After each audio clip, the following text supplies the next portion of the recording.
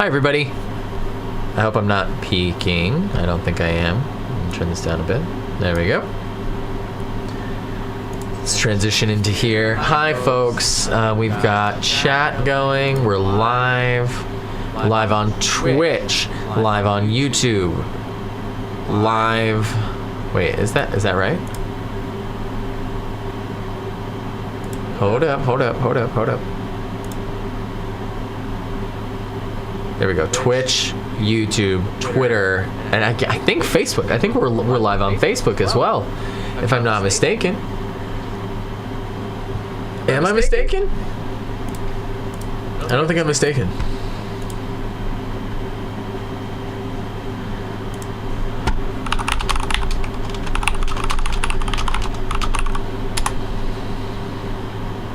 Okay. So. Welcome to the show. Welcome to the GD show. We are going to be playing a match of Beyond with Chris when he gets here. But in the meantime, we are going to simply I don't even want that. Why is that even there? I've been working on the OBS setup for a minute. So until Chris gets here, although we were gonna start towards the 9 o'clock hour, and I was just gonna hang out with whoever is here until then, and hopefully we'll get a nice little crew of folks. We are of course recording this for posterity and to disseminate for content. Oh, I'm sitting up a little too straight for the camera, hey? Let's fix that. Can we even fix that? Because this is it's not ideal, but it's fine. It's fine. Ooh. Maybe I should turn the other lights on. Did not think this through, folks. Did not think this through. See, this is why we're doing this now. This is why we're doing this now. Is that better? Yeah, that's the real shit. Let's go. Okay. Let's get started. So I'm just gonna do some typing. I'm just like trying to like get myself back into the headspace of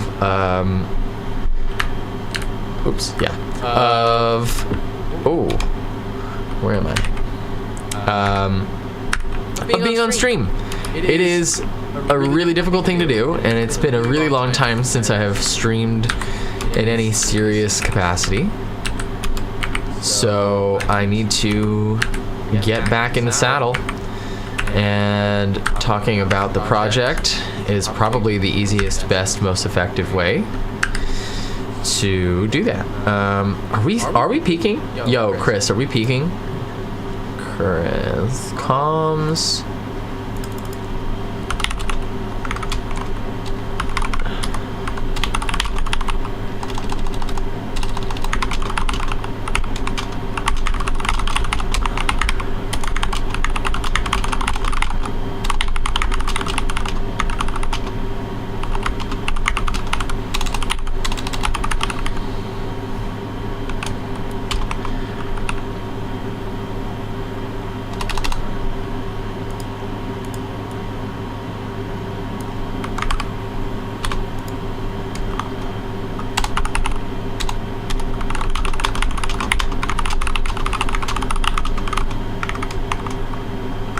Media production.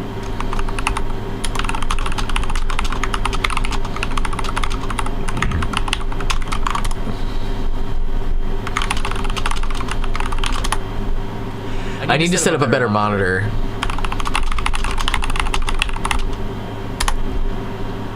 Audio monitor, so that I can keep track of what I'm doing. Wow, I completely forgot that I was in the middle of typing. Is a slow and insidious killer. Run it back. The air was full of all the night noises that, taken together, make one big silence. The air was full of all the night noises that taken together make one big silence. Not my best work. Okay, thank you, Chris. Thank you, appreciate you. That looks and sounds good. What else do we need? Music? No.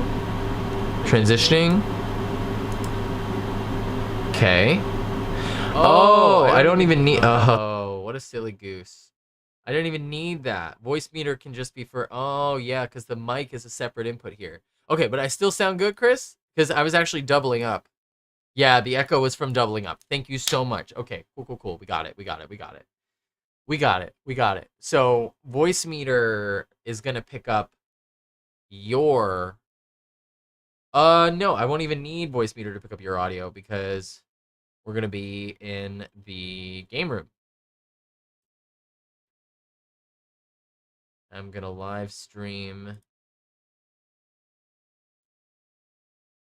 Tabletop Simulator to the server so that anybody who's in the server can watch as well. And I'm going to go ahead and pop this out so that when you get here, Chris, all you'll have to... I mean, like, look, Chris, if you're ready, we can get started. I would not be bothered. It just might be better if we wait for a little while longer. Just like be live for a while. I'm gonna tweet some more things about being live.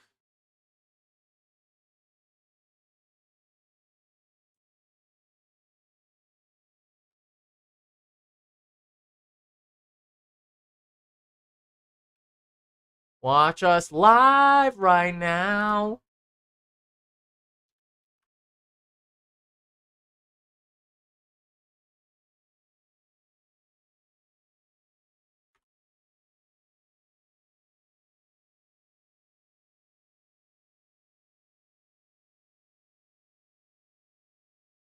What's your Twitter, Chris? Can you remind me? Is your Twitter Kurobro? Do you want to be mentioned? I mentioned you on Instagram. Like, I figured you would want to be mentioned. Let me know if that is not true. And Chris, I also need to remember. I need to remember to set up the audio pipelines to OBS so that we're recording audio separately. Just Crystalline, thank you.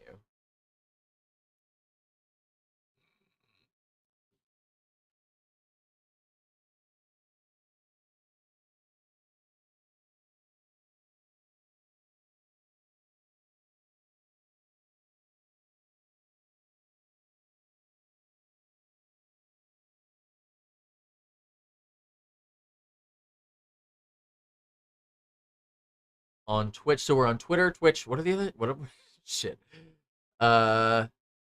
Twitter, Twitch, YouTube. Hey, what's up, bud? So the stream can hear you, I believe. Say something else. Hello. Not yet. Mars not to yet. Earth. Mars to Earth. They're hearing you by virtue of the fact that I'm not wearing headphones, so your voice is coming through my speakers and it's picking up on my mic. So maybe I should put on my headphones. I did put my hair in a bun, so So just letting you know, we've got some latency in between the, or it might be my.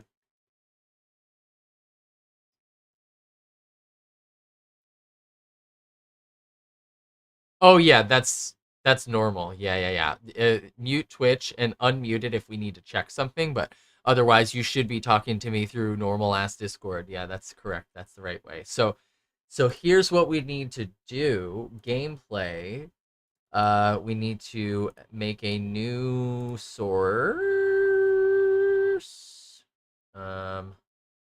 Window capture. Discord. And I believe we'll get your audio from there so we don't have to pipe it through Banana. Game space. That's what's up. That's what's up. There we go. Okay. So, and Chris, if you want to go on camera, we should be seeing your, or we should be able to anyway in just a moment.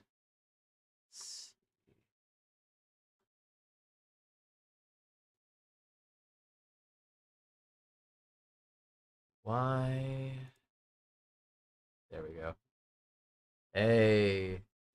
Hey. Yeah, look at you. Looking prof. We out here, boy. All right. Let me transition so that you can see exactly what your frame looks like. I've got you in the bottom right. I'm on the bottom left. Okay, so we switch to a match of Beyond here. You should see yourself on stream now. Give it a sec. Now you do. Okay. Do you look like you're in sync with your audio?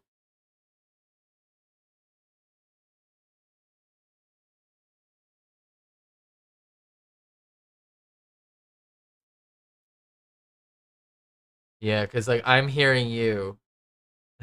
So I think you're just gonna look a little like you're coming from another place in the internet, which is fine. That's totally fine. Um, this is the fun and difficult part of streaming, right? Like, so before we get started, I'm gonna transition back to the other one. I'm glad this looks right. This looks good. I'm gonna do a couple more sentences here, and just vibe and see if we get a few more folks. I'm gonna post a few more tweets. I'm gonna post a few more things. Um, and we'll see who comes. So see who gets here. On Twitch. You know what I need to do? I need to bring Twitter to the bottom when I'm streaming, so that I don't have to be looking all the way up there. Excuse me.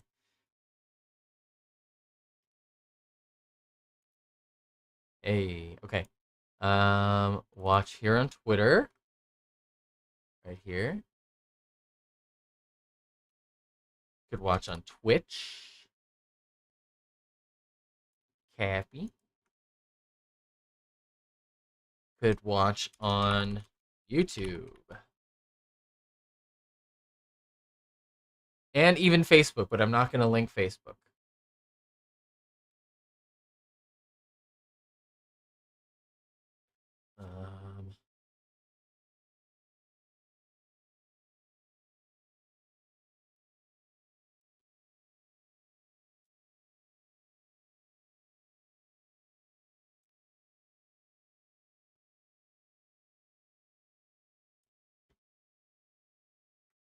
On YouTube. There we go.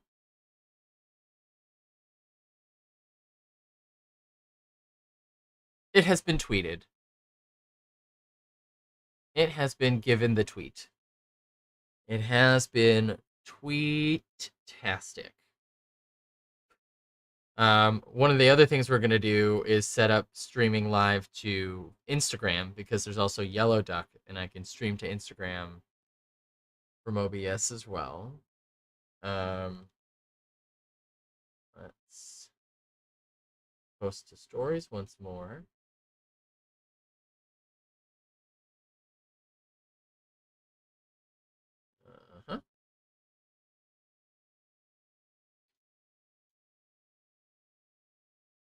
Please. Please. Please, do you even know? Do you even know? Do you even know? If you did, you would know. If you know, you do know. Please. Please. Please, do you even know? I'm just talking to Instagram. Do know, you do know. Please, please, please. Do you even know?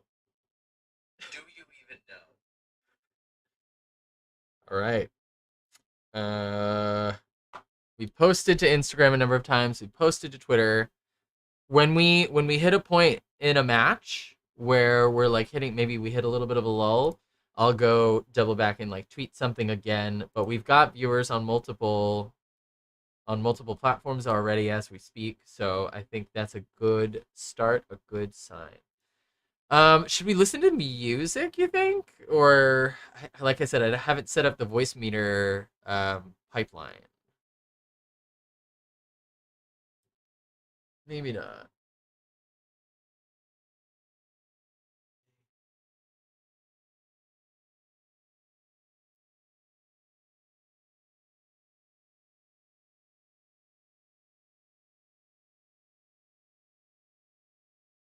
What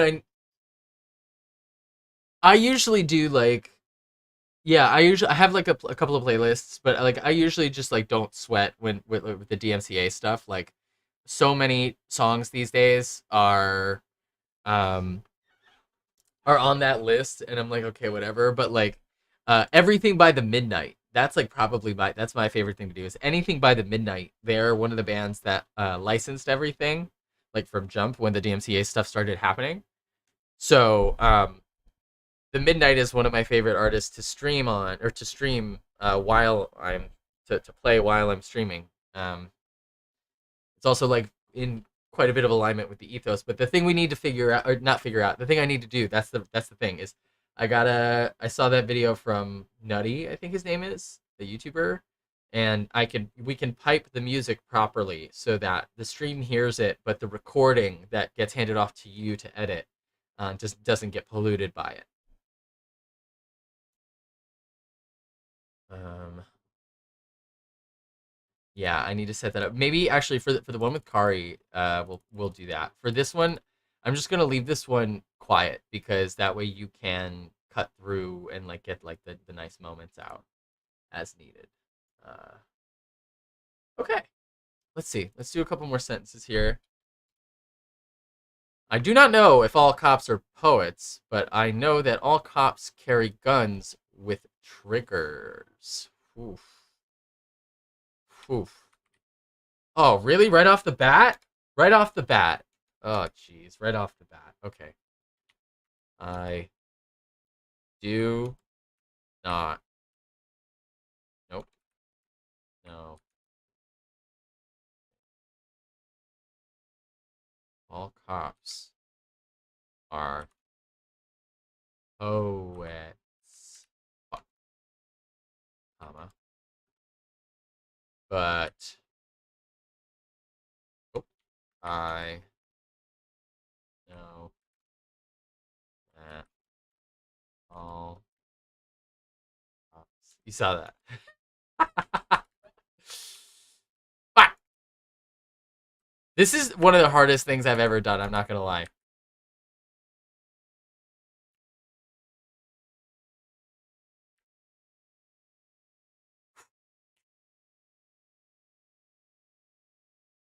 Yeah, yeah, yeah, yeah. The chat is ready to display messages. Well, where is everybody? Let me make sure that the live chat works. Yeah, let's go. Nice. Okay, cool. Chat works. Restream chat works. So we're restream. What?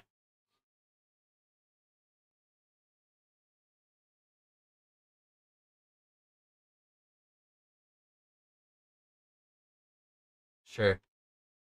Oh, yeah. Gotta be careful with that one. Gotta be careful with that.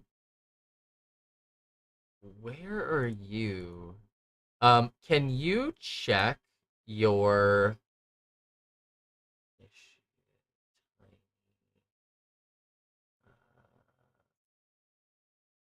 Hmm. Could you check your on your end the live stream itself? Could you unmute it and see if you're hearing your own voice or not. 'Cause it seems like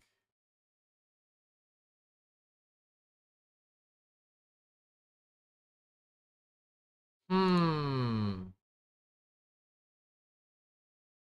Discord properties.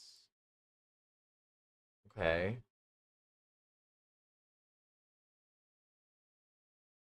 Capture, yeah.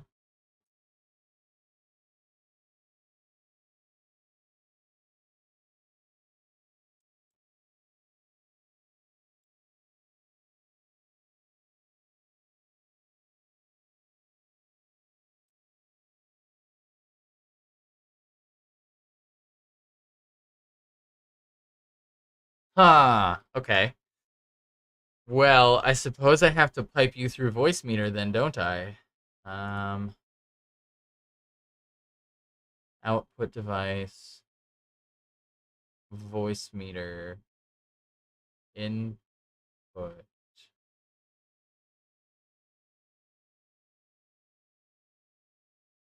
Okay, try now. Okay, Yep, let's see. Do I hear me? I still don't hear me. Oh, there we go. we It's got it. just really delayed. Okay. We got there. We got there. Okay, sweet. Okay, that's good. That's good. Is that still my input? Man, all of these pipes. Voicemeeter output. Regular Voicemeeter output is what I'm capturing here. So that's just B1. Okay, cool. Voicemeeter output, B1. We're not capturing my voice at the moment. Correct. Okay, fantastic. Sweet, sweet, sweet, sweet, sweet. Now we've got your voice piping through. I think I did already transition us back to the game. So let's just go ahead and get started. You ready to play? I'm ready to play. Let's do this. Let's play. I'm not even scared. I'm not even scared. Okay, so I did set this up for a more intermediate. We're gonna use the beginner 2 deck this time. This is your second match, right? Yeah, this is my second match. Okay, cool. So for the audience, we are playing a match of Beyond in Tabletop Simulator, which is where we have done most of the work. Actually, for the audience, really, before I even do any of that, let's rewind and go back to the beginning. Let's start here. Hi, everyone. My name is Burst, and we are going to play a match of Beyond, which is a digital card game that we've been working on for the last, I don't know, 4 years or so. We just spent the last year polishing this rule set, doing a ton of art, doing a ton of story. We have 25,000 words of story and counting. So much incredible music, like you wouldn't believe. And we're just now getting ready to start telling you more, showing you more about all the things that we're doing here. And one of the ways that we're going to do that is by introducing you to the team here live on stream, by just going one person at a time, playing through a match of Beyond, and talking through all the different things that we're doing together, me and the other person on the team, whoever that person is. And today, I would love for you to extend a nice, warm Future Punk welcome to Crystalline, the librarian, who joined our team quite recently. You can now see his face down below in the bottom right of the screen. Chris is an editor and a content creator himself. Chris is coming to us from upstate New York and has been cutting things of his own on Instagram and TikTok. So please, by all means, go follow him there and there. Chris, say hey to everybody. What do you want them to know about you?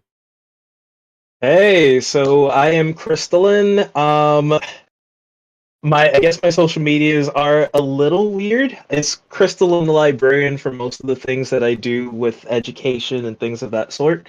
But just Crystalline would be my TikTok, Twitter, Instagrams, and the likes. I'm starting to get into content creation, so still working on that, work in progress, but I am the team editor. Nice to meet everybody. And I think this might be the first time that I'm on Twitch. Like, Ever?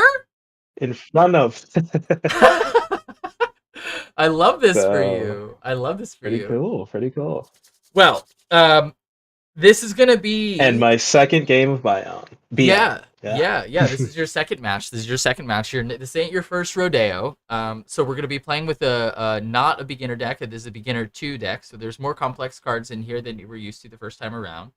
For the audience, we're playing a match of Beyond. This is not our client. This is Tabletop Simulator, and Tabletop Simulator is a fantastic tool for playing games remotely in things like pandemics. Um, and it's also a fantastic tool for game design and development. It's a great place to prototype your games if you are a game maker.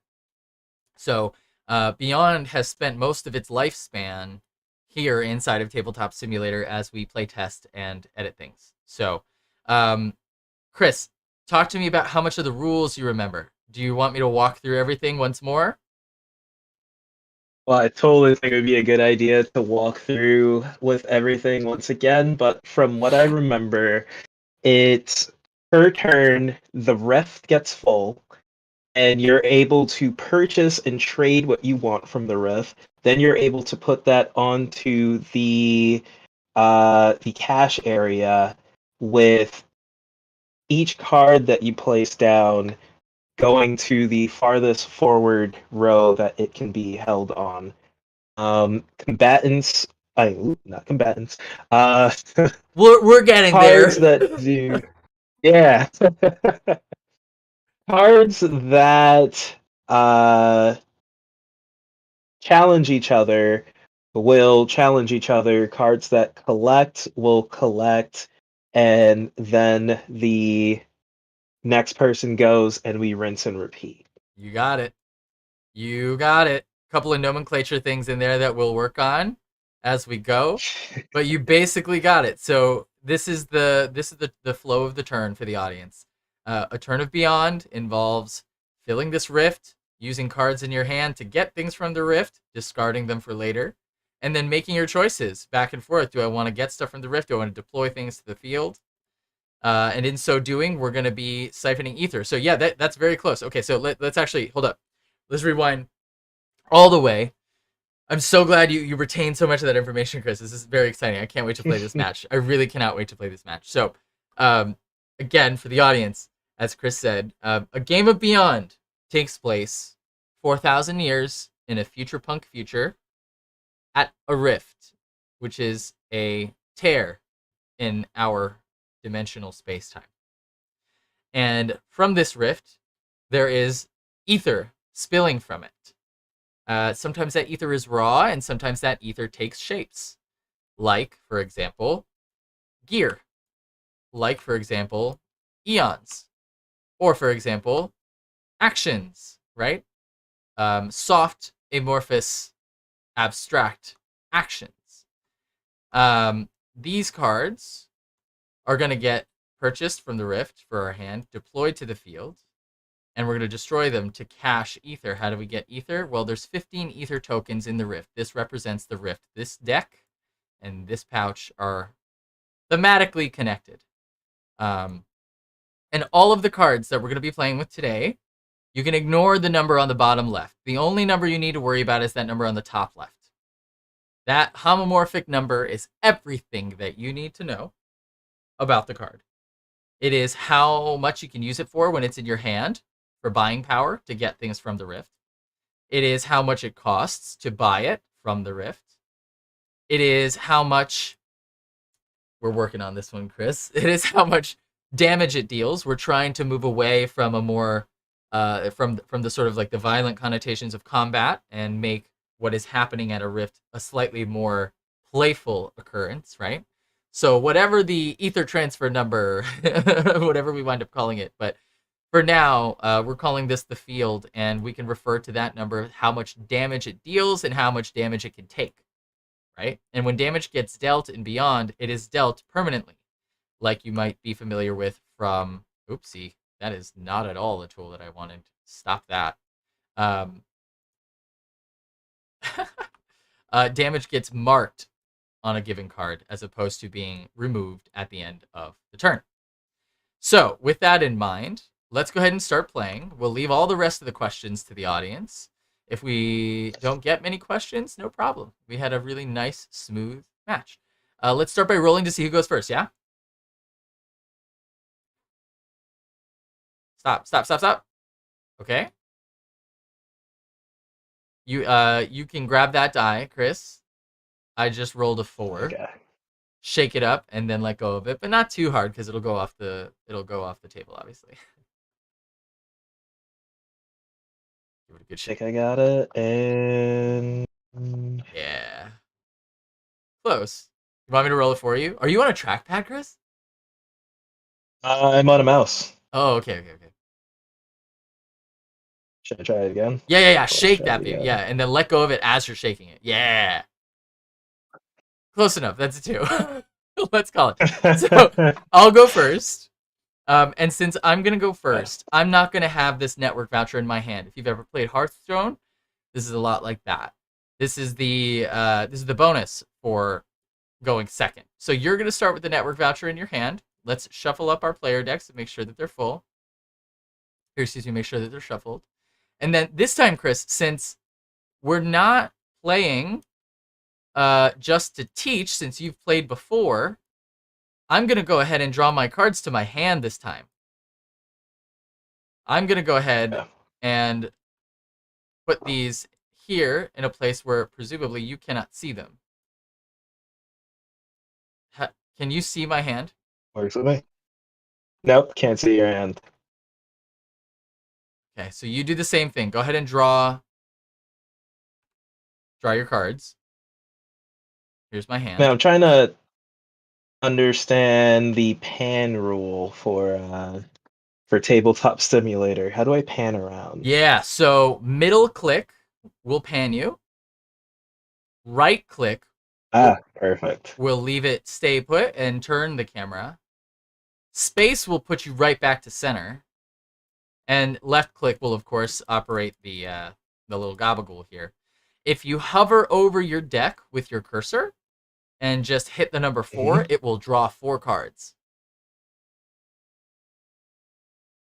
There you go. And you can't see my hand, right? Because I can't see your hand at all right now. Okay, perfect. Cool. So, I shouldn't be looking at the stream. That's okay. That's okay. A little bit of ghosting. We're not gonna penalize you for a little bit of ghosting. Go ahead and put this little sucker right in your hand. Go ahead and grab that one. Put it in your hand. So I would know you have one of those at the start of the match because you're going first. Or excuse me, because you're going second.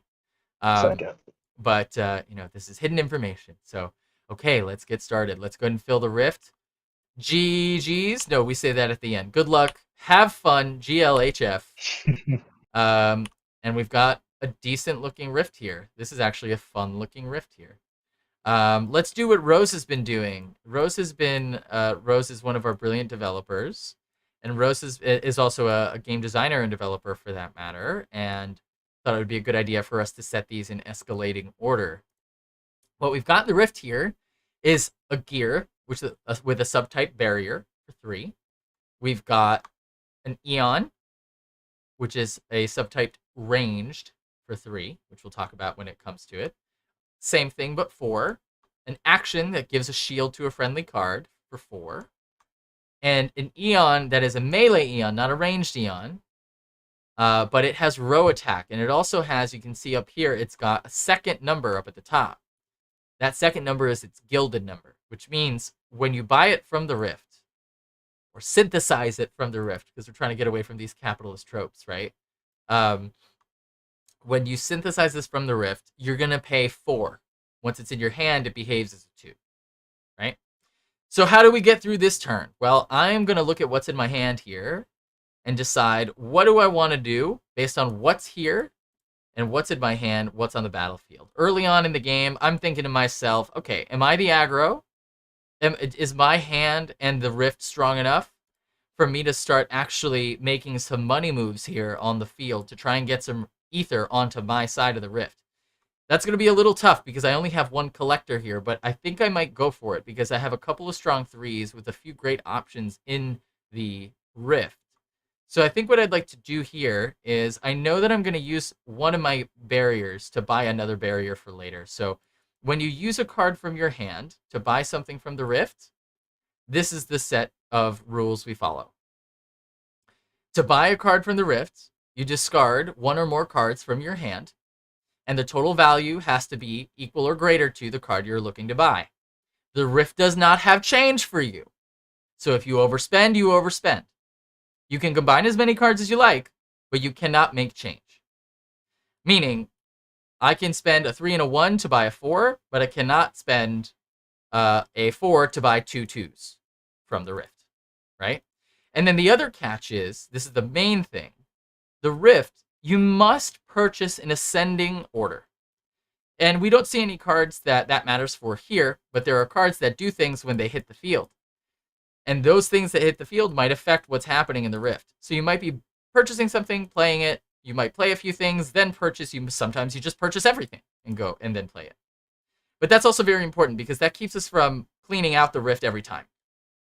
Sometimes during some matches, you might wind up in a position where you're able to clean out the entire Rift. But because you have to buy cards in ascending order, once you buy a 3, you're locked out of the other 3. Same with the 4s. You always have to go up. If I buy a 4, we're locked out of everything else but 5s and up. Right? So I know on my turn, I'm going to go ahead and spend this gear barrier on this ranged Eon. I'm going to get that barrier back later because our discard pile shuffles back in.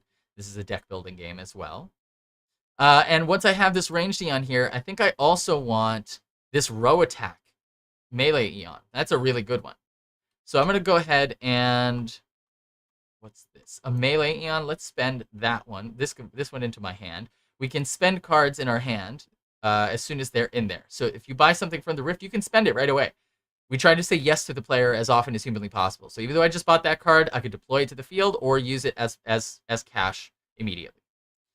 So I got that ranged Eon. That one went to my hand. I'm about to spend this one and this action together to buy this row attack, which goes to my hand. I can't buy anything else now, so those go face down. So I have no more decisions to make on that front. So now I just need to make an important decision about how I'm going to deploy my cards to the field. And I think what I'd like to do here is put a barrier right here in the middle, up front, and stick a collector behind it with a ranged Eon behind it. And then that'll be my turn. At the end of my turn, yikes. At the end of my turn, at the end of every turn, right? The player phase is when you can do anything you want. And another important thing is harvesting cards with ether on them, but we'll show you that when it's important. After this, we move to combat. During combat, what happens is basically the Rift goes away and all that's left on the battlefield or on the field is these 2 arenas, basically. Chris, tell the people how this grid works. Is there a video game that we might be able to map this to for the audience? This reminds me a lot of Mega Man Battle Network. Very, very similar. Where you had a 3x3 grid for yourself and a 3x3 grid for the opponent, and you were kind of able to navigate yourself on those lanes. You might send a shockwave going down a lane or try to get up close and do like a one-space attack or transaction to the other person.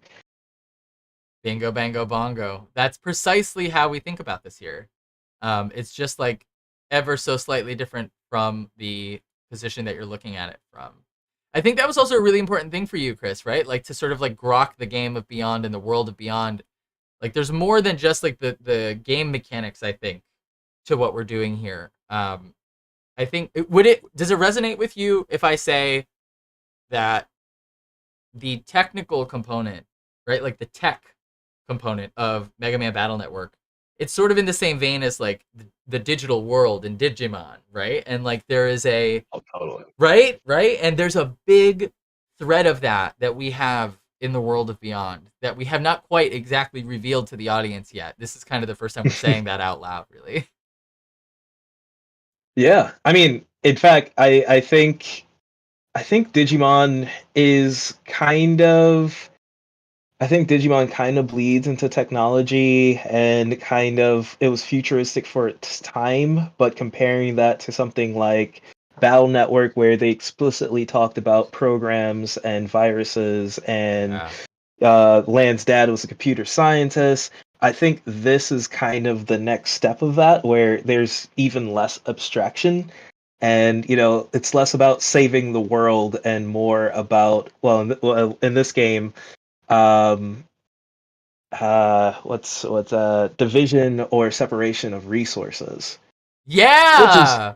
kind of all we're doing, like even in real life now, like politics, division of resources, Well put. budgeting. Wow. Chris, goosies! You're giving me goosies! Yeah, very well put. Yeah, Beyond is a game of attrition, right? Every match of Beyond that we play has had a fun and exciting conclusion. They've all been different. They've all been really focused on like making important decisions on a very regular basis. We wanted to give the player as many opportunities to do that as possible. And I love what you mentioned about this being a little bit more, I would say, like true to life. Like you said, what'd you say? Like less abstraction, right? Completely go. correct. Completely correct. That's one of the really big things that we know that we want to do here is help folks understand a lot of the things that the internet has sort of shoved into our faces over the last decade, whether that's like parasocial relationships, direct, close to the metal digital literacy, financial literacy as it pertains to, as you described, resource management, because that's a very big component in this game, and critical thinking, right? Constantly being faced with choices, right? Not just choices that are that need to be made and are stressful, but choices that are fun to make, because that's the MO of a good game, is that you give us your time and we'll give you some fun, right?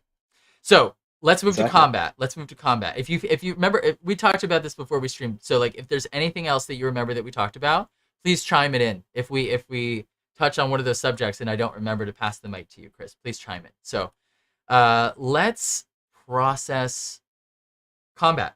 Combat will have a different name, of course. We can still. So funny. That's exactly what I was thinking of. Like, do you want to call it transactions? Oh wow, yeah, that's not a bad idea. So numbers kind of have transactional values with each other. Yeah, this is an etheric transaction. I'm gonna. Oh yeah, flag this for Sid. When you see my hand, when you're editing, cut this out and give this to Sid, because Sid. I talked to Sid today. We've been working on the nomenclature for the entire rule set, because we are trying to get away from that. We've been trying to figure out, like, is combat and ether synthesis? Is combat and ether what, an ether giving, right? Are we just like giving ether to each other, right? And maybe it's less of like actual combat. Like maybe we can keep some of the combat idea, because the world of Beyond is all about play. It's shaped by play. It could be sparring, right? It could be a spar phase where like that's the idea here. Just like Pokemon are not actually doing murder at one another. You know? Or so we believe. Or so we believe. There was that, like, I forget, was it Yes. Yeah, you The know newest exactly. anime with the red and the biting Squirtle. Like, yo, Childhood ruined. oh no, the camera found me. Oh geez, how does that keep happening? I gotta. It's because it sees my hand. Oh jeez. Hang on. I gotta fix the camera real quick. It's tracking my face. Little more. Come on. A little more. Okay, stop. Oh dang it.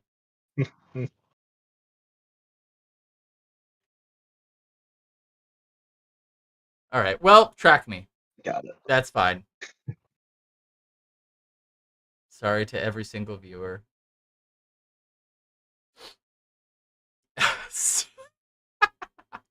I'm just gonna pull it. Tap. Nope. This way, please. I thought this camera would be like such a great purchase, Chris. Like I thought this camera was gonna be like a very good idea.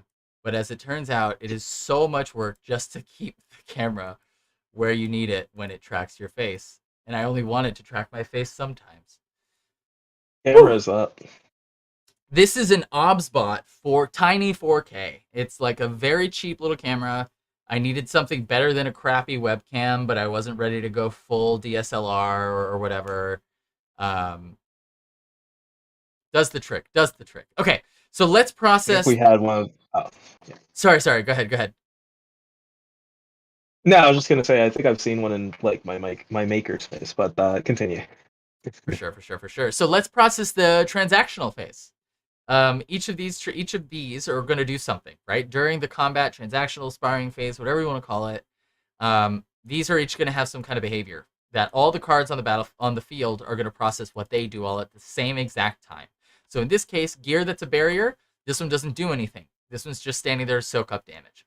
A collector, this one doesn't do anything during the transactional phase. This one will do something during the siphon phase, which happens right afterward. All the way in the back here, however, an Eon that is ranged is going to do its transactional damage, its number, to this column. The difference between ranged and melee is that when the number gets done, melee deals damage from the front to the back, and ranged deals damage from the back to the front. Right? That's the only difference. But since here we don't have anything going on, this ranged Eon hits this empty square, nothing happens. That's the end of that phase. And then we move on to siphoning. Every collector on the active player's on the active player's field collects 1 ether from the rift. And that's the end of the turn. At the end of every turn, we refill our hand to 5. And then we refill the rift and pass the turn to the other player. So we'll put this here. Put this here. And I'm going to go ahead and spin this around. Do you want me to spin this for you, Chris? Or do you just want to spin your table? Oh, if you can spin that for me, that'd be awesome. Yeah, you got it. Of course, our client will do all of these things. Nice. So another analogy that sorry. No, go ahead. Talk through. Oh, I was going to say is another analogy that I'm seeing here, and I might have mentioned a little of this last time, is that with the way that the cache is set up, it reminds me of fighting game theory. Not necessarily fighting games in and of themselves, but the meta that lies under fighting games, where it's more about stage control, getting your opponent all the way to the edge, you kind of dominating the middle so that they have less options of what they can do to retaliate to you. And that middle lane there, I feel like is such a death sentence in the beginning of the game. And I don't know if the side flanks hold as much weight. I think the first time that I played against Nate, I chose the middle lane, and I felt like that kind of made that avalanche happen. I guess I have to see more of how the cards interact with each other, but stage control is the name of the game. Wait till you get to the really complex stuff. Like when Rose and I were playing at the Solana Hacker House, the paper version of Beyond, which I don't even know where my deck went. I think it's in my backpack. But the paper version of Beyond, we don't have separated into beginner, intermediate, and advanced. The paper version is just like, here's the best we could do to get them put back together after playing with them, because we're just like playtesting so much. So we have all of the really complex cards, and I think in those kinds of matches, you're 100% correct. I think having the more complex cards have access to more adjacent spaces on the battlefield, or on the field, is a big game in this game. And I absolutely, Chris, I absolutely adore the comparison that you just made to fighting games and the meta and the way that they work. Because what you described is exactly what we said at the top of the stream. Beyond is a game of attrition, right? We are making choices that we will, and making our bed, and we're going to have to sleep in it once the rift is empty, right? That's really what it comes down to. Where this is a game of attrition. It's a fighting game in slow motion, like you described. Yeah. So let's see. Do you want to talk through your rationale here, or would you rather just like play the match and you'll let me know if you have questions, and I'll let you know if you break a rule. Here, yeah, I can talk through it. I have to draw a card first, right? No, we draw at the end of the turn. Ah, at the end of the turn. Okay, so let's zoom in here. Let's see what the rift looks like. So we got a collector, barrier, ranged Aeon. What's that? Add shield to one friendly card. Ooh, that's nice. Okay. And flying. Okay. I gotta ask So Rose how we've been playing with Shield. I don't remember if we've been playing damage or Divine Shield, but I think we've been playing it as Divine Shield. uh let me know what does that mean?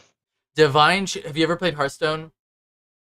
No. Okay. Divine Shield in Hearthstone is it absorbs all damage one time. Right? Each shield absorbs all damage one time. We have also played this where shield it absorbs one damage every time, right? We've also played it that once the shield absorbs a damage, it breaks and goes away. But I'm pretty sure what we settled on when the last time we played, when the last time Rose and I made changes to the rules, I should say, when we were at the Hacker House, I believe that is Divine Shield. So let's play it out that way. All right.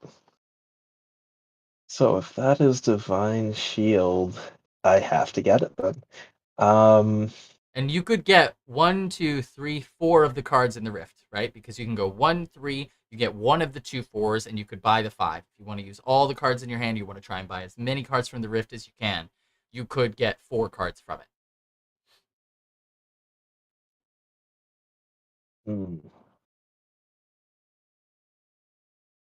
Let me see.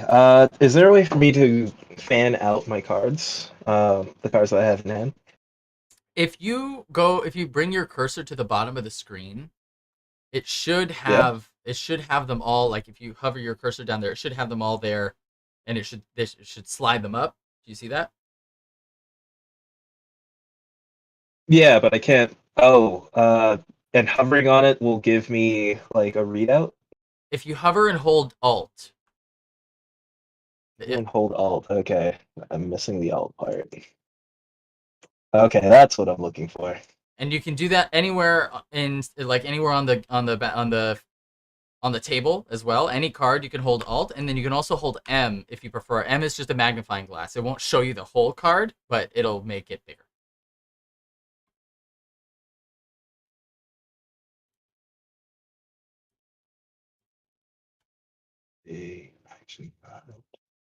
Oh, okay. Let's start with this. There are so many options. Don't worry, this won't be the last time you play. All right, so let's start with this network voucher, Okay. and I'll use that to get this collector here. Do you want tips and feedback if you're doing stuff? Or do you want to just play it? Sure, what's the tip? I would not do that. Because this network voucher gets you, like, you could buy something very expensive for very cheap. In fact, I forgot you had the network voucher. And the way this network voucher works, we changed the wording. It doesn't let you buy something for free. It reduces the cost to 0. Right? That's even better. Even better. So I forgot you had that in your hand. With that in your hand, you can clear out the whole Rift. You can buy all 5 of the cards if you have the right numbers in your hand. Because you can use the network voucher to reduce one of the 4s to 0. And then you can go 0, 1, 3, 4, 5. And you've got all the cards that are in the Rifts.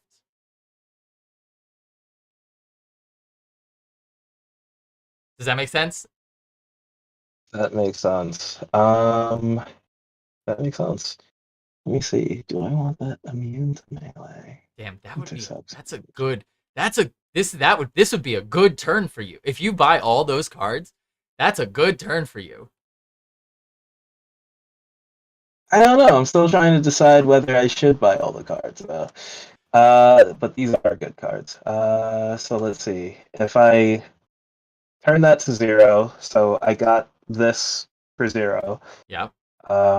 Let's see. So I don't want to trade that. the network voucher, when you use it, that's an action, right? So if you want to do that, it'll get destroyed. So that's gonna go to the scrap pile. Right.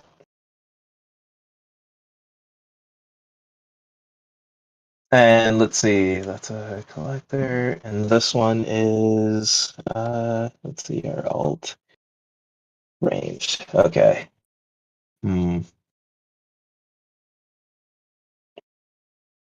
I think the only other thing I want right now is that range shield. So I'm just going to. Oh, sorry, divine shield. So I'm just gonna wait. No, what happened to the divine shield?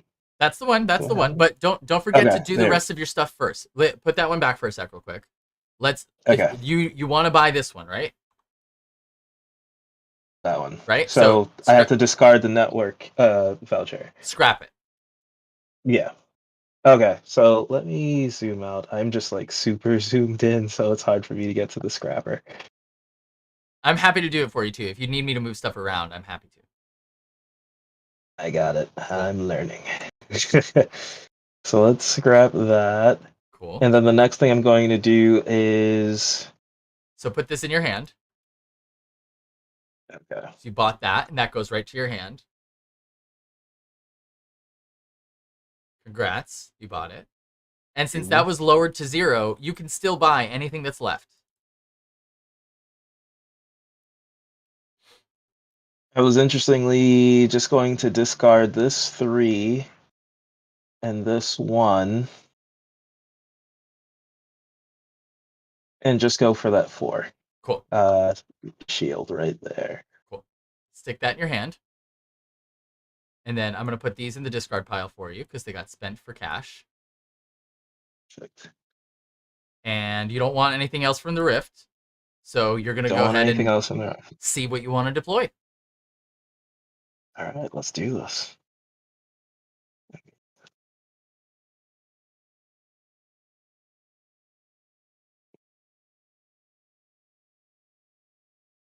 All right, so field.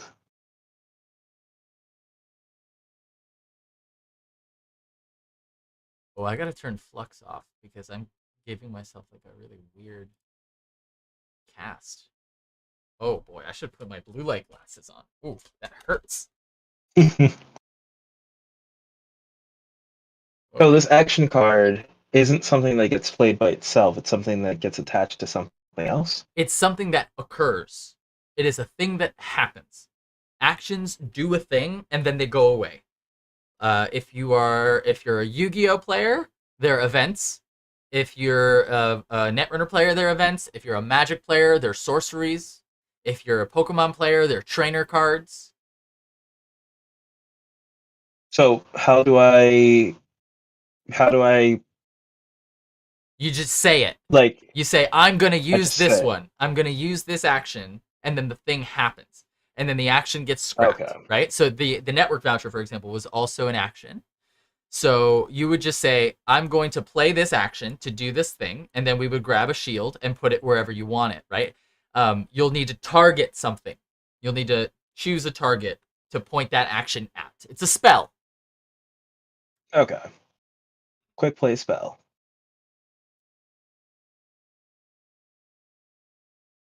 All right, so what I'm going to do in that case, I'm playing this here. I'm going to challenge your mid space. Let's see. And I've really wanted to use this collector here. Ooh. Ooh. Delicious. Yeah. What's that say? Can collect without scrapping. Okay. Now we're in business.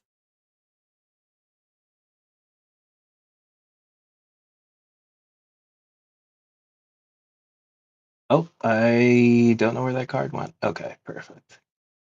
All right, challenging you for mid-stage dominance. Let's do it. Let's do it. All right, you're done with your turn. We're going to move to the transactional phase, during Let's do which both sides of the battlefield will do stuff, but only the active players' collectors will collect. So we'll start with combat, right? The transactional phase here. So this melee Eon with flying, it is immune to melee because it is flying. And because it is flying, it intercepts ranged, right? That's what flying means in the context of Beyond. So because this melee Eon, because this Eon is a melee Eon, the 5 damage that it's going to deal, or 5 synthesis or whatever, we'll get there, folks. We'll get there. It's going to deal it here. So 5 damage is going to be dealt to this barrier on my side of the field. This melee Eon is also going to deal 4 damage here. A little bit of too much extra damage on this one, but that's okay. And then in reverse, this gear is going to deal 3 to nothing. Or excuse me, it's not going to deal anything to anything because it's a barrier. This collector is a collector. This gear is a collector, so it's not going to do anything to anything. There will be gear that does participate in the transactional phase, but there aren't any here. And this ranged Eon would normally deal 3 back here. But because this Eon intercepts ranged, because it's flying, it's going to deal its 3 damage up here. 3 damage for that melee Eon. So we're going to resolve all the damage. The damage is going to happen. Anything with enough damage to kill it dies. And when something clears in the front row, we always deploy things to the battlefield, to the field, in the frontmost position. And when something in the frontmost position gets erased, everything else runs all the way up to the front. We imagine a sort of line of scrimmage here. This is a very old battlefield. In the newest designs, this entire thing, stop saying battlefield, this entire part of the field is basically this area, right? It's not on the side. This is in between us. This is basically the line of scrimmage. When we deploy to the field, everything always runs to the front. So you can play in any of these 3 columns, but you always have to play in the frontmost empty space. You can't play back here if these 2 are open, right? So because Chris killed one of my, or destroyed or erased one of my barriers, it went away to the scrap pile, dealt damage back. Now, collectors on Chris's side collect. So this collector is going to grab 1, and that's that. That's the end of your turn. Now we pass it back. So let's spin these. Not that much. That's too much. And let's you go ahead and draw back up to 5. At the end of every turn, we draw back up to 5.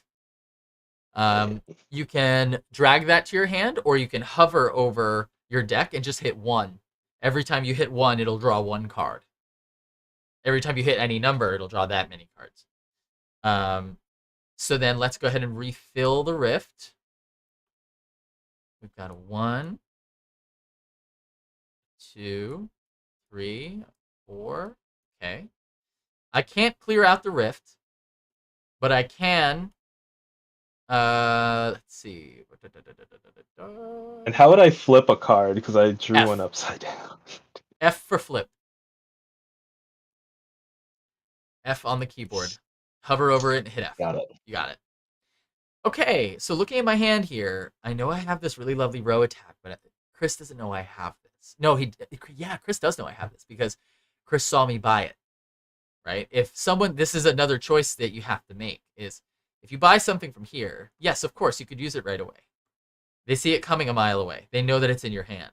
If you use it to buy more stuff and cycle through your deck, they're not going to see what's in your hand, right? Right now, my hand has, I think, 2 or 3 things that Chris knows what they are because Chris saw me buy them, right? They haven't cycled through yet. So I have some choices to make here. As it sits right now, I think probably the best thing for me to do is just make sure that this ether gets collected, or gets siphoned. No, cached. Because this melee Eon, if I leave this on the field here, it's gonna die. it's going to die next turn. So I'll lose this ether if it takes enough damage. So I'm going to go ahead and, first things first on my turn, I'm just going to score this ether.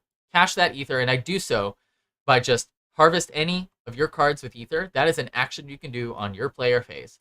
So I cashed ether by destroying, harvesting that collector, which moves this up to the front. So we've got a ranged 3 up there. We know that's going to take care of this next turn, so that's good. That's helpful. We also know that it's going to take care of this next turn. That's interesting. We're gonna crank through some ether here. So let's see. Can I think what I want to do here is, because I'm looking at Chris's side of the field, and Chris does not have very many cards in his deck.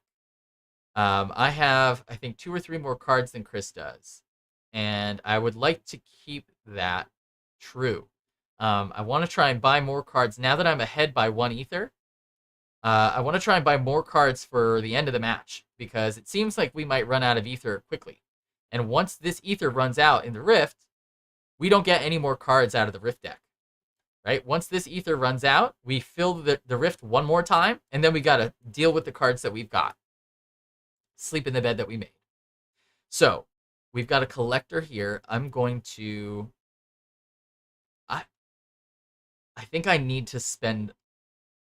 I wish I had this one to spend. I'm going to deploy this collector, I think. I know that much. Where I want to do it, I'm not 100% sure. Do I want to put it behind any of these things? It's quite possible. Yeah, I think I do. This ranged Eon, I'm going to toss this for later to get a barrier. I'm going to put this right into my hand. You can go straight up, please. Thank you. Because I'm not going to buy either of these two. I'm going to put this barrier here. What are you doing? Get back here. I'm going to put that barrier there. I'm going to put a collector behind it. That was a 3, so these all get shut out. I can't buy those. And I'm going to put a melee Eon right behind it. And then I'm going to be done. Actually, no. I'm going to spend both of these. I feel good about this turn. I bought 2 cards. I have this one in my hand now. And I'm going to keep it to buy something next turn with. Or, you know what? Actually, let's get weird. Let's put some pressure on Chris. Let's let's put some pressure on. And then I'm done. So let's see what happens here. This ranged Eon hits for 4 right here. Nothing happens. This ranged Eon hits for 3 right here. This goes up to 6. So I'm gonna activate my shield.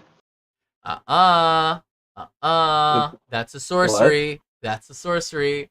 So actions are played during your player phase. In the game of Beyond, we do not do things on each other's turn. There is nothing that we do on each other's turn. Right? Remember? So let's go back, right? Let's rewind. Let's pretend like you already did this, right? Let's just do, just because it's for funsies, we're playing, right? Let's not be rules lawyers about it right now. What you wanted to do was have one of your folks shielded, yeah? Yeah. Yeah. So I basically saw it as a way to shield the middle lane. It is going to target 1 card. Read the card. What's the card say? Targets 1 card. Oh, so I would have just been shielding that flying. Yep. Aeon. Let me see. Yep. So do that. Let's pretend. Okay. Let's pretend you did this last turn. Right. So play that. Say I'm gonna do this. Add shield to a friendly card. Which friendly card are you targeting with this?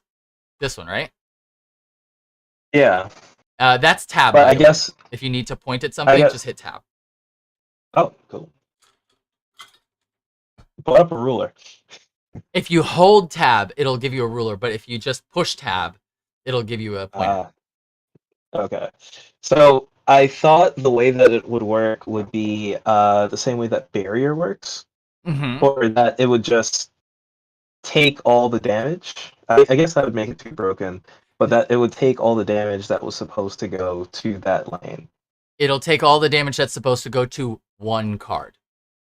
Reading the card explains the card. Add shield to a Alright. friendly card, right? So one card can have a shield for it, right? So let's pretend you did this last turn. You're gonna play this Mhm. and grab a shield. Put a shield on this card. So this is gonna go into your scrap. Nice. And since you would have used that last turn, go ahead and draw one more card because you used that last turn. So we rewound, did that thing, and then we came back, right? So now that we fixed that, you got it the way that you wanted it. Now that we go to combat, you're absolutely correct. This is what's going to happen. This ranged Eon is going to be intercepted by this melee Eon. And what would normally be 3 damage, taking it to 6 and would kill it or erase it, that 3 damage is going to get absorbed by the shield, which then gets destroyed. Right? You kept it safe for one more turn, which is very important, actually. This is a big game for you. This barrier, nothing. Collector, nothing. Melee Eon hits for 4 right here, nothing happens. What's on Chris's side of the field? We've got a melee Eon dealing 5 damage to my ranged. And we've also got a melee Eon in the back dealing 4 damage to my ranged. This is very cool and very important. We're done with combat. An important rule that we did not get to touch on yet, because it hasn't happened yet, is if you defeated an Eon card and it doesn't have Ether. Wait, what? No, we got to rewrite that. I think Nigel wrote that. That's not totally correct. So when an Eon destroys or erases otherwise another Eon, because Eons are made of Ether, we put an Ether on the Eon that destroyed the other Eon. And once there's no more Ether in the rift, that's the only way to make fresh Ether. That's what the generic Ether is for, because you can still make more Ether, because there's already Ether on the field, because the Eons and the stuff, the gear, the barriers, all that stuff, that's made of Ether, right? So both of these Eons of Chris's contributed to the transactions that erased this Eon, which means before we even siphon, the Ether that is inside this Eon is going to hit Chris's side of the field. And since both of these two Eons engaged with this one, you get to decide, Chris, where would you like to put the Ether from the Eon on my side that's going to be scrapped? Would you like to put it on this one in the back, or would you like to put it on the one in the front? I'm putting it on the one in the front. On the one in the front. So the one in the front has 1 Ether on it, because this one got scrapped. And then we move on to the siphon phase. So it's my turn. So my collector will siphon 1. And that's the end of my turn. We're going to ship these back to you. Fill the rift back up. Oh, messy, messy, messy. 2 collectors in the rift. Hate that for you. And then I'm going to go ahead and draw back up to 5. And since there aren't any more cards in my player deck, I take my discard pile, turn it over, shuffle it up, put it in my player deck, and that's how we keep going. We've basically seen an entire flow of the game of Beyond now. This is how we play the game. And here's the rift for you, my friend. Let's see what you got. All right, so I am going to regret this probably. I'm going to cash in that one collector, which is a. Oh wait, I think I was supposed to get an extra Ether on the end of that last turn, or is that supposed to be the end of this turn that I would get another one? Only on your, so collectors only siphon on your turn. So at the end of this turn, it will get another one. There you go. All right. So just to be safe, I am going to cash that in, and it has the effect of not being scrapped when I cash it in. Can't say the same for this one over here. I'm going to cash in this Ether as well, which is going to make me discard this flying Eon. Yep. You can scrap the whole thing. You can just pick up the card with the die on it and put the whole thing in the bag. Okay. Oh. Nope, not Almost. into my deck. That'd be nice, but let's see. Let's move my cursor backwards a little bit, and There you there we go. So that moves this forward and this forward. All right. So now let's get back to the rift and see what we got here. Alt. So we got a collector, another collector, ranged. It was a good match. Range, melee, ranged. Okay. No, I think this is a pretty good rift. Let's see what we've got in my hand.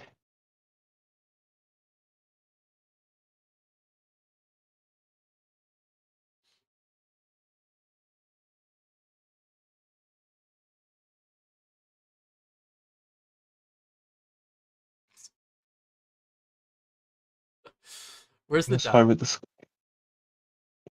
Okay. Ooh, I like this. Okay, so cool. I'm gonna play this right here. Oh, you don't say. Okay. Okay. Something's cashing out this turn. Let's see. It might not be in the most optimal places, but spread out, something's gonna work out. So I'll need let's see, melee. Darn, you have pretty good stage control right now. Okay.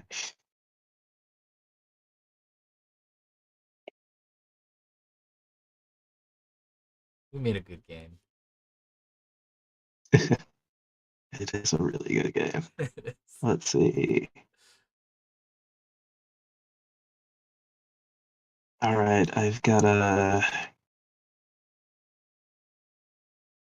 ranged melee. Okay, so I'm going to discard this ranged melee. Ranged Aeon.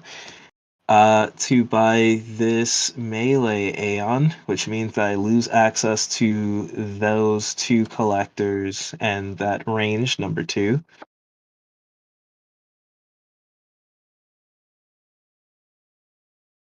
And I'm going to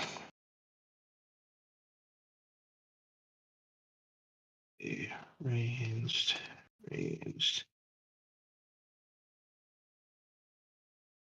And I'm going to play these here.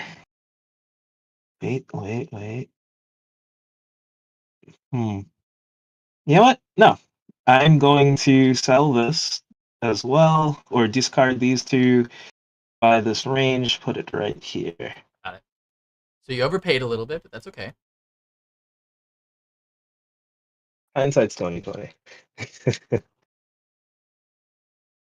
dokie. But I think I'm happy with what's going on here. Cool.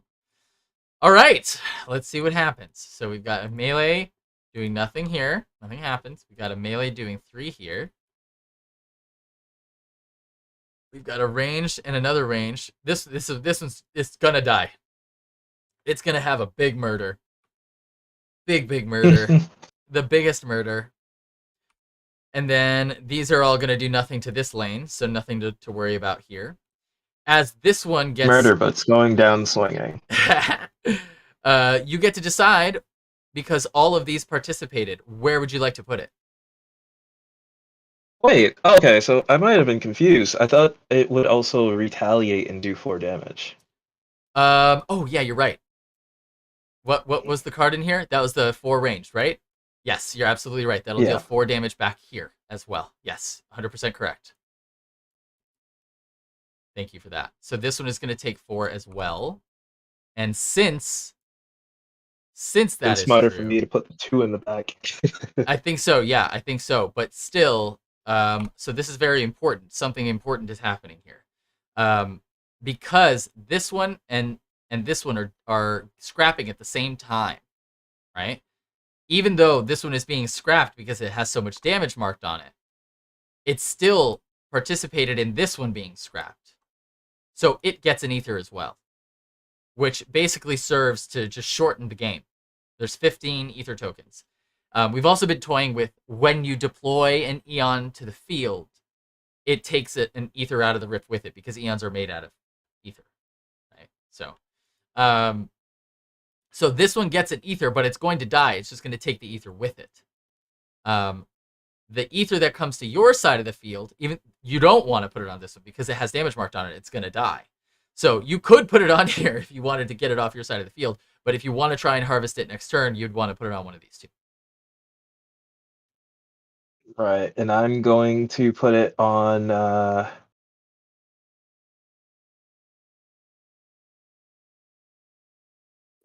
Tough cookies.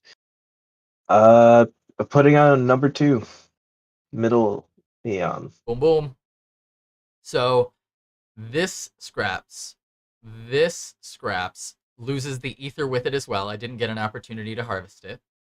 And then after that happens, all of the collectors on your side collect. So boom, boom, and a boom, boom, boom. And that's your turn. So go ahead and draw back up to 5. We'll refill the rifts. Oy vey. Oy vey. I cannot wait for the client to be more mature. We do have a Windows client, and we do have a mobile client, but they are really strictly for playtest purposes. They are not quite, like, the user experience is not there yet. They're there. It's done enough to experiment with the rules and see what the outcomes look like to get through matches fast, but there's like no animations. The opponent's turn just like happens, so it's kind of difficult to track. Let's see. I've got some choices to make here for real, because there are not very many ether left in the rift. I'm gonna collect this one while I'm here just to catch up to Chris. So now we're both at 2, but I know that if I pass the turn this turn, Chris could harvest 2. Turn. It's a critical turn. This is a very critical turn this turn. So if I let Chris harvest next turn, he's going to pull ahead of me in a big way.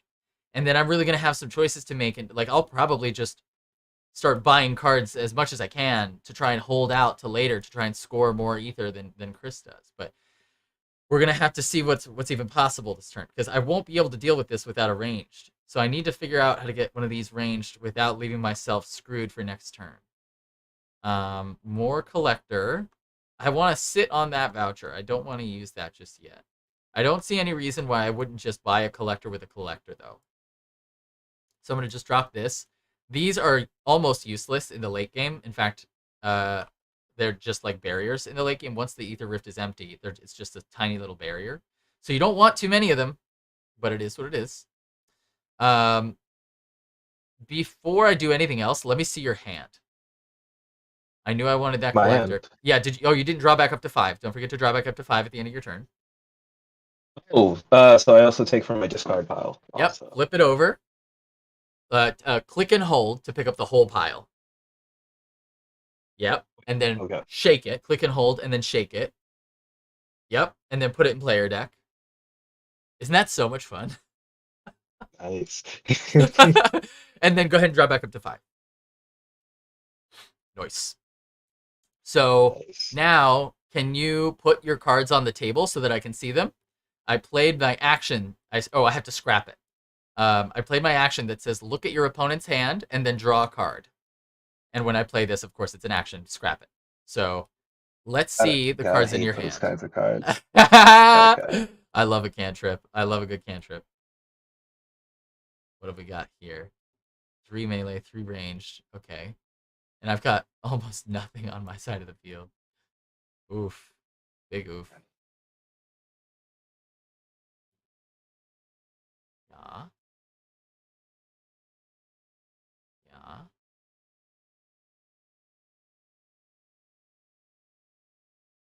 Okay. Okay. All right. All right. I'll draw a card. You can put those back in your hand now. I'm gonna go ahead. Wait, you didn't? You drew a card from mine? Oh, and draw a card from your own deck or from mine? From mine. My hand. No, from mine. So the card says, look at your opponent's hand. And that's what I just did. You showed me your hand. I looked at your hand. I saw what's there. I took a screenshot. Then draw a card. Draw a card comes from your deck. Okay. Right? So that happened. We looked at your hand. I know that you've got quite a few eons. I definitely need to buy what's left here. So I'm gonna spend this 2 on this. I'm gonna spend this 2 and this 1 collector. Actually, hold up. What's this? Yeah. I want that collector in my hand, as a matter of fact. So let's not do it that way. So I want this collector. I want to try and keep it safe, though. Let's spend this melee Eon on this ranged Eon. Let's... Ooh. Ooh. Ooh. Ooh. Oh, no, there's nothing to use it on yet. Fiddlesticks. Ooh, but I do want it. Ooh, do I want it? Ooh, I want it bad. Oh, is it worth it? Is it worth it?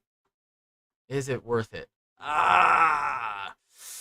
I think I have it's to... worth it. You think so? I think so, too, but you don't have anything to mute yet. So I'm like, maybe I just wait and see if you grab it, because I haven't shown anything that's worth muting yet.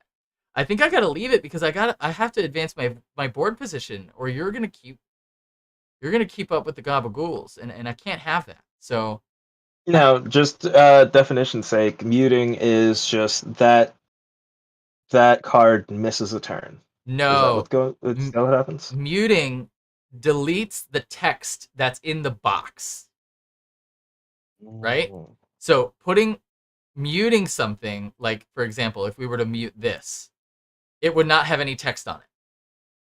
It would just be a normal collector, and it would not be able to be harvested without scrapping. However, the card that I have does not say I can mute anything.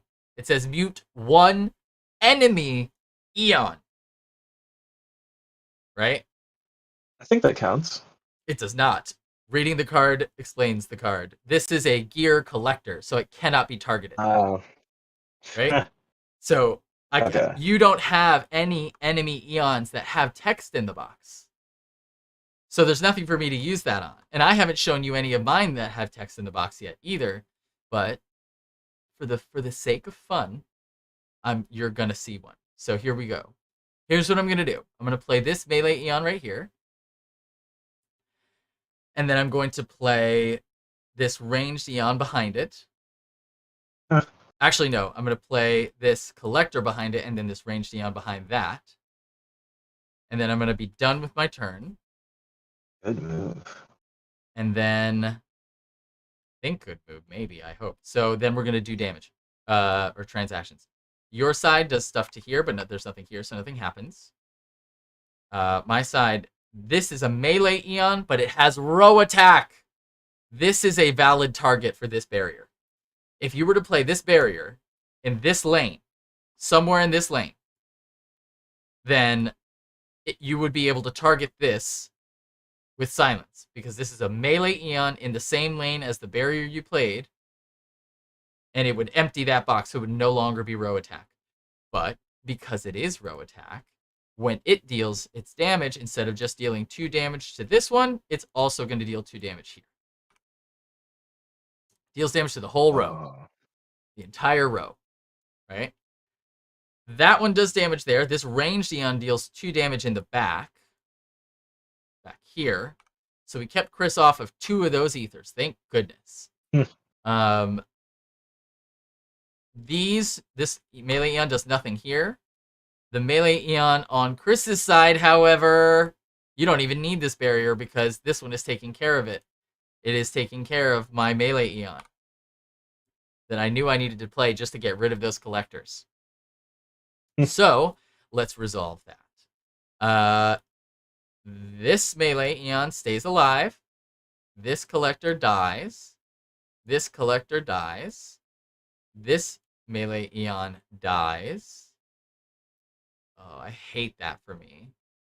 Oh, I hate that so much. I took you off of your collectors, but you get another ether this turn because your Eon dealt 4 damage to mine. So when my Eon got scrapped, you get another ether for that. Then everything runs up to the center. This gets scrapped. These both get scrapped. No, get in the bag, please. Hup, hup, please. Hup, hup, hup, hup, please. There we go. And then on my end, my one little dinky collector, it's gonna do its thing, and it's gonna die next turn unless you harvest this, because I left it unshielded. So that's that. That's my turn. I'm gonna draw back up to 5. 1, 2, 3, and that's empty. And then we're gonna flip this back over. Whoa, love that. Ooh, too many collectors in this deck. Too many collectors. But it is only the second beginner deck. There's a bunch of other better stuff. Come on. What do we have here? Oh, that is a game changer. Oh yeah. Yeah, swap 2 friendly cards. Yeah.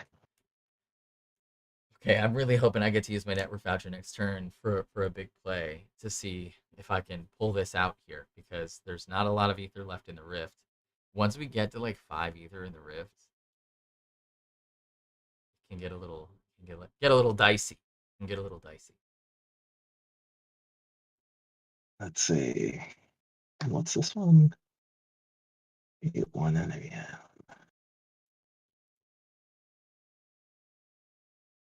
I gotta think.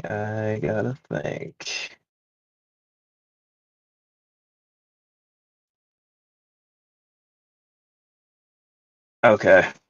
I think I got an idea. All right. So I am going to. I'm gonna cash in. It's getting tight here. It is. All right.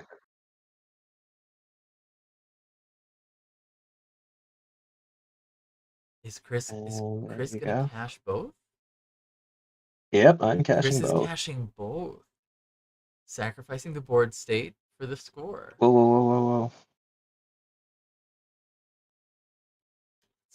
whoa. Not necessarily. So what's good is that what I was sacrificing wasn't going to make it that much further anyway, and what I've got to take down doesn't have that much health. Yep, good point. So I think I can do something not too bad here. Let me see. I just want to put my weakest melee. Ah, damn. Okay. Perfect time to have everything be ranged. Ooh, perfect. Okay.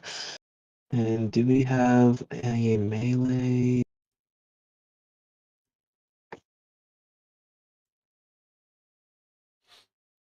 Okay, so what I'm going to do, what's this one?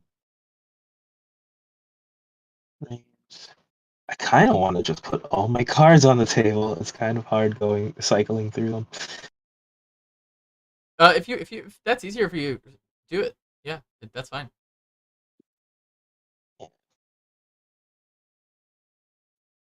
Hey, next time I'll get used to it. All right, so I'm gonna put that there just to threaten that side.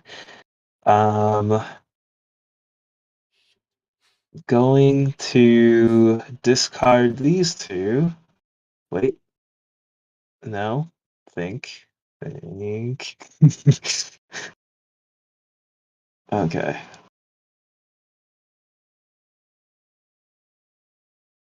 Okay, so I'm discarding these two to get this melee right here. And I'm going to play that and reclaim my center. So discard this. Discard that.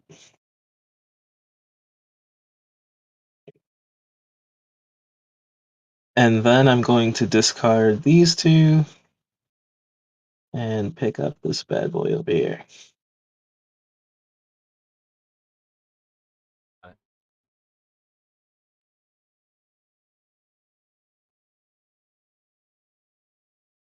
I'm a little nervous, I'm not gonna lie.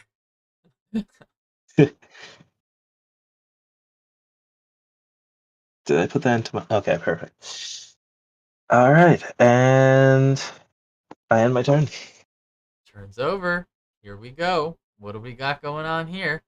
This lane whiffs. This one does 3 in melee to this collector right here. This one does 3 more for a total of 6. This range deals 2 back here for 2. This one deals 3 here. Doesn't have anything to hit. This one survives. This collector dies. No extra ether for you, Eon, because it didn't kill an Eon. It killed a collector. And that's that. And then you siphon, but you don't have any collectors, and that's your turn. Nice. Interesting plays. Go ahead and draw back up to 5.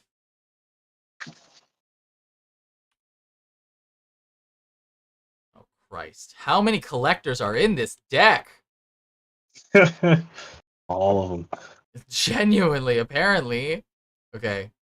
Let's see. I've got cards in my hand. I've got a terrible rift. Oh, terrible. I think what I gotta do is I think I gotta spend this on one of these collectors, and then I gotta spend my network voucher. Actually, no, I gotta do that first. I gotta do that first because in the correct order of operations, this is gonna reduce something to 0. So I'm gonna spend my network voucher, reduce this to 0. So I'm gonna buy this for 0, which keeps me at 0. Then I'm gonna buy for 2 one of these collectors. The rest of them get flipped. And then for this barrier and this collector, I'm gonna buy this action. And then I'm going to deploy. Let's see here. What have we got? What have we here? Uh-huh. Do I have any melee? I don't. I don't have any melee. Christ. Okay. That's fine. Let's put a barrier. Nope. I don't want to use that barrier. I need that for later. Oh no, this is rough puff for me. This is really rough.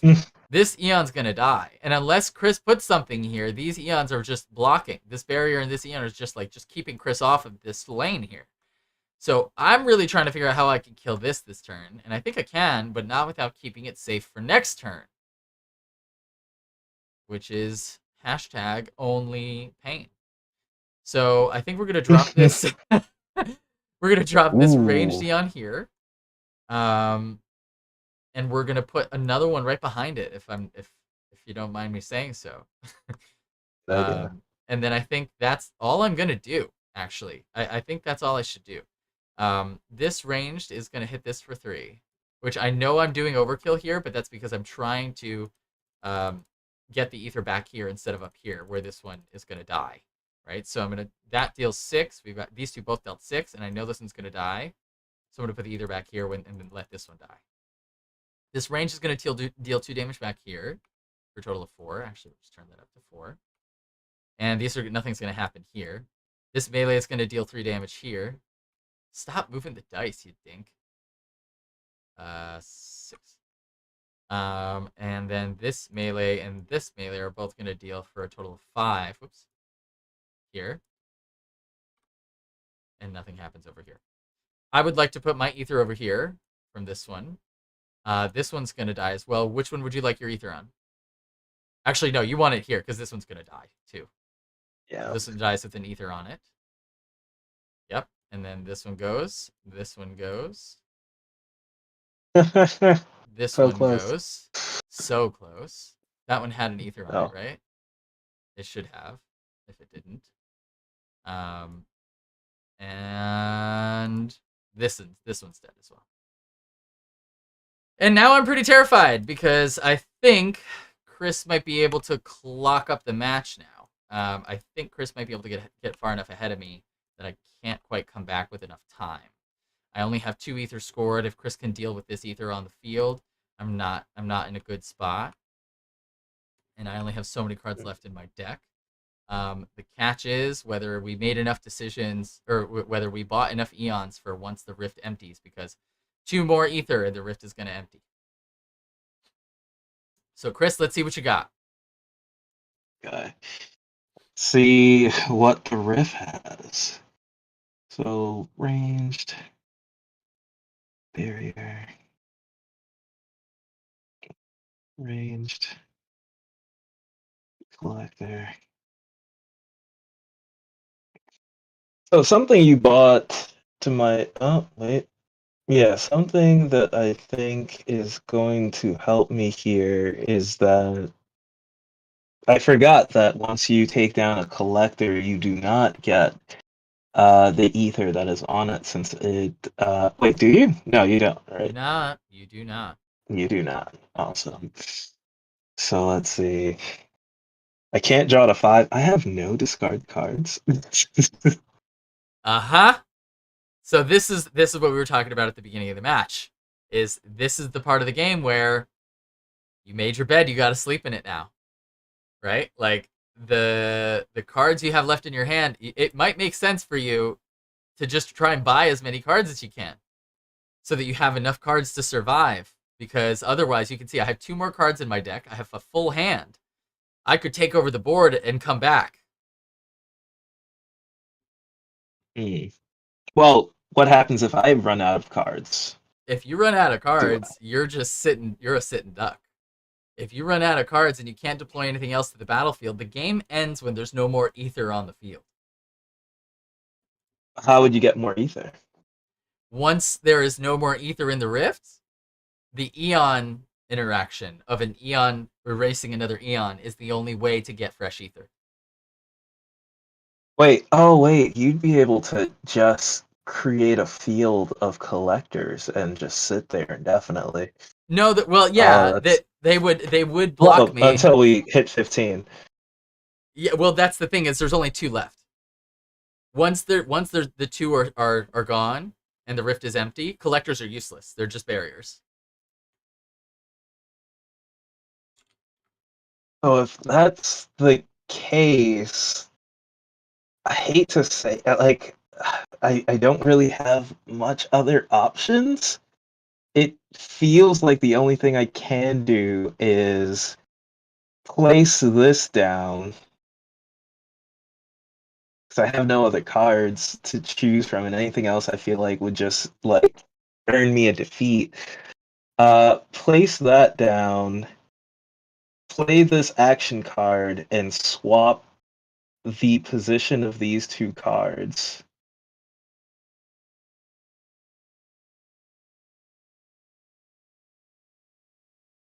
Alright, so those are now swapped, and I'm going to cash in on this one. And That is the first time I have seen that play. That is the first time I have seen that kind of big brain play. I loved every moment. I loved the whole thing. So that's your turn then?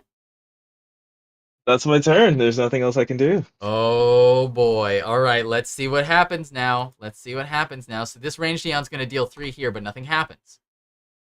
Nothing happens. And then these are going to deal back, but nothing happens. So you have no more cards to draw up to. Oh no, Chris. Let's see. This is the thing with Beyond. This is one of the things that we're still working out, right? Like, this is basically now a game of solitaire, right? You've done everything you can do. You are now watching me to see how late the game will go, right? And in a game of Beyond, what we get at the end of the match is determined by the choices we made during a match. So our hypothesis here, our hope here, is that rather than conceding once you've lost, like you would in a game of Magic, we want Beyond players basically to never concede. Because we want you to sort of like switch sides. It's a little bit like PvEVP, or PV, as opposed, it's the opposite of Gambit in Destiny. Where in Destiny, in Gambit, it's PvEVP. You're playing against the computer until you're playing against each other, or are playing against each other while you're playing against the computer. Here, you're playing against each other to play against the computer, right? Once we hit this point in a match, the person who might be on their back foot should be sitting watching eagerly to see if the other person is able to come back from it or not in an explosive ending.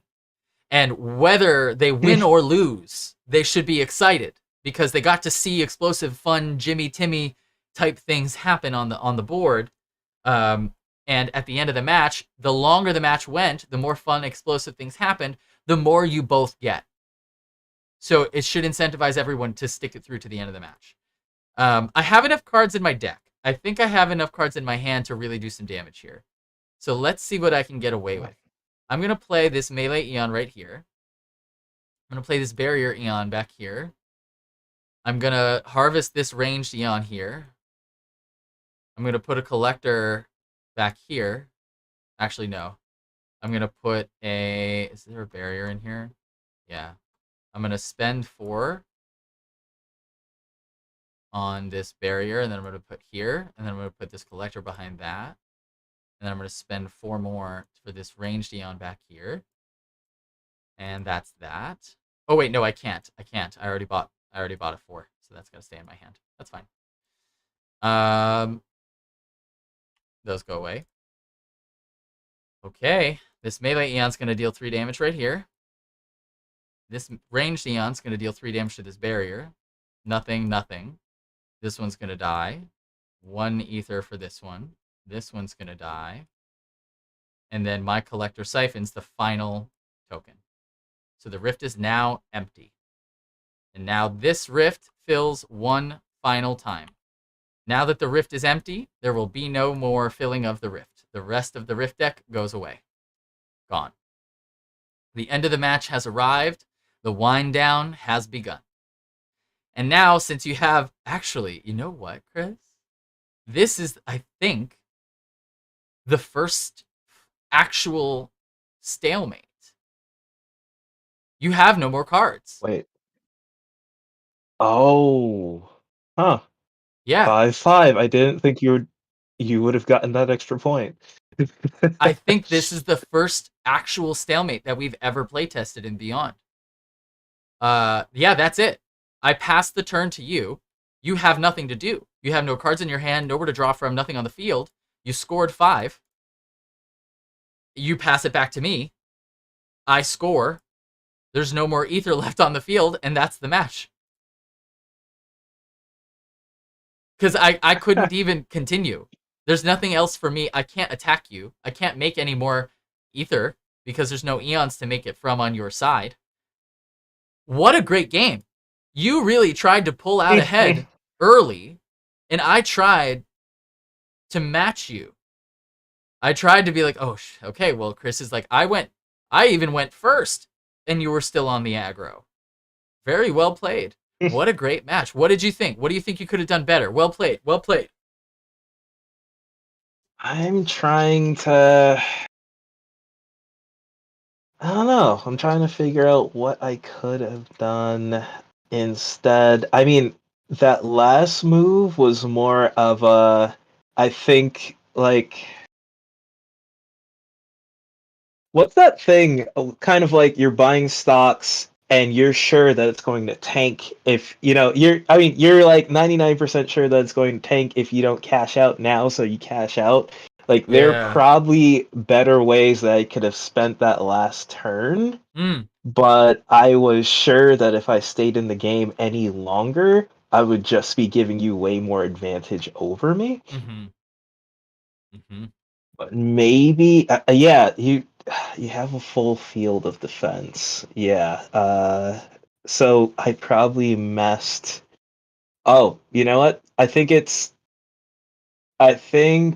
where I went wrong is not charting correctly where I put my pieces. Ah, valid. Okay. So there are a few times where if I put kind of my more powerful pieces in the middle and left my weaker pieces in the front or the back, they would have survived a couple more turns and been able to either collect a few more ether or take out a few more of your guys.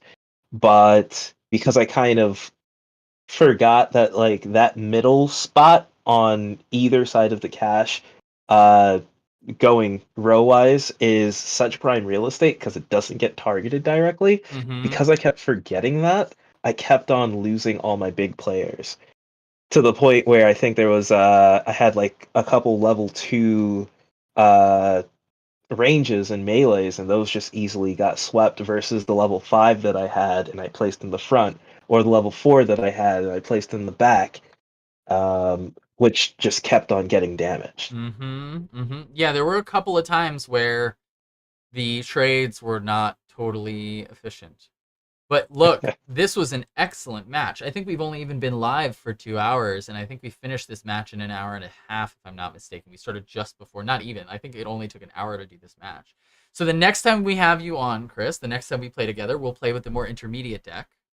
But just to show off, oh no, I shuffled it. Well, that's fine. Just to show off some of the other cards that we have. There are a tremendous amount of cards. Ooh, talents. We didn't even get to talents. There's also cards with sockets, right? Socket cards suck ether into them and activate their abilities when they have ether on them. We also have. Like what? What's an example? I'm showing them on screen as we speak. So we've got, and you can also take a look on your. If you look at my side of the board, if you're still inside of tabletop sim. So, for example, what we've got here is we've got a barrier for 6, but it has a socket on it. Sockets have gravitational pull. If a socket ever sees an ether in any of its 4 cardinal directions, it will suck it towards it. And when that socket gets full, the gravitational pull gets turned off, and the ability that is on the card next to the socket becomes active. Right? So this barrier, it can be targeted by actions unless it has an ether on it. If it has an ether on it, you cannot target it with the actions in your hand. Right? Arranged Eon. This is quite a complex card here. It is gilded, which means it costs 4 to buy, but 2 everywhere else. And it has the ability Pierce 3, which you can also think about as column attack. Loyal means that when it gets scrapped, when you play it to the field and it gets scrapped, instead of it getting scrapped, it goes to your discard pile. It's going to come back. You're going to see it again, right? Because your discard pile shuffles into your deck. Loyal cards are unbelievably good. Unbelievably good. We've got those, and then of course we've also got where are they? We've got these. Flicker cards. Any cards that you see with that little notch underneath the top left number, those are flicker. When you see those in the Rift, when a card with flicker comes out, if you don't buy it from the Rift that turn, that baby is headed back into the Rift deck that turn. So there's some urgency there. And then you might have also seen a few of the ones that we were tossing past, but you can see here at 8, there's some big cards here. 8s, 12s, 10s, right? The game gets fun and complex quickly. What do you want the audience to know, Chris, before we wrap up here, about either yourself, your career, why you're working on Beyond, what it's like to play Beyond, what people can expect, anything.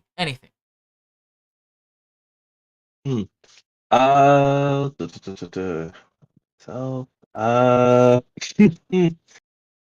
want them to know, and this is coming from someone who doesn't play too many card games, but it feels like any games you play, and especially card games, I'm a Yu-Gi-Oh player myself, translates really well to this. Again, also Mega Man Battle Network, which is technically a deck building system, and Tactics Advance, which is my favorite RPG game. Mm-hmm. Kind of takes some ideas from this too, kind of like getting your units at the correct altitude so they can do their special move that's the same as kind of having someone in the front row, but being ranged or melee and vice versa. Yeah, it's a game that transcends. I guess that's the clip note for me. But this is a game that transcends games. Wow, Chris, that is like genuinely such high praise. I'm quite verklempt right now. Like, Thank you so much for saying that. Yeah. Look, I think the work that you're gonna do, Chris, on cutting this up and cutting up the team, me talking about the game of Beyond is going to be so effective.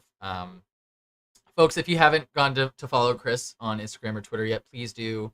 Crystalline the Librarian on Instagram, crystalline.the.librarian. Just crystalline. Just crystalline. Oh, you changed it? Just Crystalline? Yeah, just crystalline. That's my normal one. Oh, that's your Twitter. Yeah, but also Instagram. Oh, okay, got it. Instagram is also just okay. Sorry, I got confused. Just That's all Crystalline cool. on Instagram and Twitter. So excited to have you, Chris. Thank you so much for playing a match of Beyond with me. Awesome. Thank you. And also GG. GG's, yeah, GG's. What a beautiful tie. GG. Genuinely, what a beautiful tie. So, to the folks who are watching, thank you so much for being here. We're gonna do this again next week. Next week, we're gonna be sitting down with Kari, who is on our design team, and we're gonna be doing the exact same thing. Chris, if you feel like sitting in, by all means, you're always invited, especially since you're gonna be cutting through these, so it might be helpful for you to know where the good moments are. Totally. And to the folks who were lurking in the chat, we saw you. We saw you lurking. Thank you so much for watching. That's all for us for tonight. Hope you had a good time.